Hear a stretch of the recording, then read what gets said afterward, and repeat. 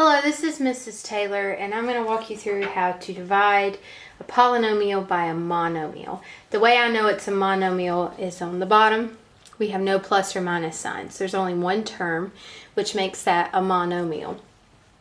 And the way we divide a polynomial by a monomial is we break it up into two quotients instead of one. Because there's no plus and minus signs in the denominator, the order of operations will allow me to break that apart into two fractions. So basically what I do is I take each term and rewrite it as a fraction over the denominator. And so when I do that, my result would be 24m into the sixth over 4m squared n cubed. And then what I do is I write the minus sign in the middle, so I don't have to deal with that when I'm simplifying. And then 40m squared n cubed over 4m squared n cubed. Okay, so from there, once I've got it broken apart, all I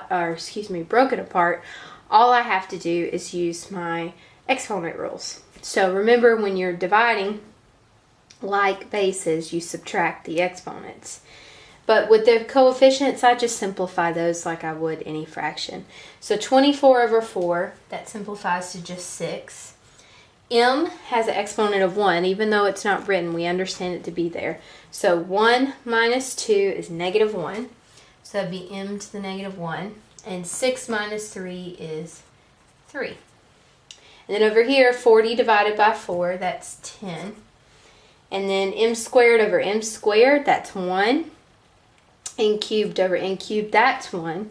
1 times 1 is 1, and 1 times 10 would just be 10. So basically we say they eliminate, they cancel. Now, the directions say to simplify. So my answer has to be fully simplified.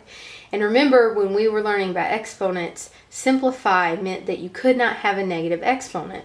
And this m to the negative 1 is preventing me from having a simplified answer. But all I have to do is remember the phrase cross the line, change the sign. I just put a fraction bar and move that m to the negative 1 to the bottom to make it positive. So my 6 and my n cubed still stay on top because neither of them had a negative exponent. And then I move that m to the first to the bottom.